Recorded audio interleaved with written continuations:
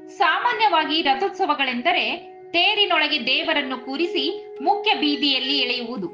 ರಥಕ್ಕೆ ಬಾಳೆಹಣ್ಣು, ಮೆಣಸು, ಕಾಯಿ ತೂರುವುದು ವಾಡಿಕೆ. ಆದರೆ ಹೊಸಪೇಟೆ ನಗರದ ಶ್ರೀ ಕೊಟ್ಟೂರು ಸ್ವಾಮಿ ಮಠದ ರಥೋತ್ಸವದ ರಥದಲ್ಲಿ ದೇವರ ಬದಲಿಗೆ ಜ್ಞಾನ ಪಸರಿಸುವ ಸರ್ವ ಧರ್ಮಗಳ ಗ್ರಂಥಗಳನ್ನು ಇಟ್ಟ ತೇರನ್ನು ಎಳೆದು ಸಂಭ್ರಮಿಸುತ್ತಾರೆ.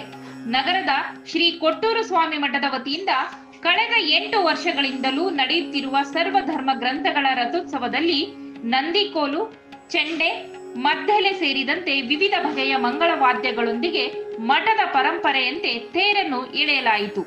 ಅದರಂತೆ ಸೋಮವಾರ ಸಂಜೆ ಸರ್ವಧರ್ಮ ರಥೋತ್ಸವವು ಅತಿ ವಿಜೃಂಭಣೆಯಿಂದ ಜರುಗಿತು.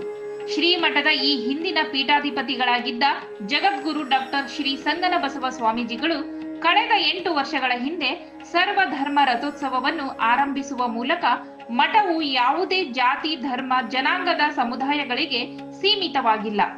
ಮಠವೆಂದರೆ ಸರ್ವ ಜನಾಂಗದ ಶಾಂತಿಯ ತಾಣ ಎಂಬ ಸಂದೇಶವನ್ನು ಸಾರಿದರು.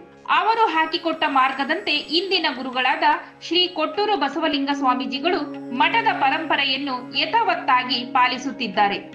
ಥೇರಿನಲ್ಲಿ ಭಗವದ್ಗೀತೆ, ಬೈಬಲ್, ಖುರಾನ್, ಸಿದ್ಧಾಂತ, ಶಿಖಾಮಣಿ ಸೇರಿದಂತೆ ವಿಶ್ವದ ಎಲ್ಲಾ ಧರ್ಮದ ಗ್ರಂಥಗಳನ್ನು ರಥದಲ್ಲಿಟ್ಟು ಪೂಜಿಸಿ ಭಕ್ತಿ ಭಾವದಿಂದ ರಥೋತ್ಸವ ನಡೆಸಲಾಯಿತು.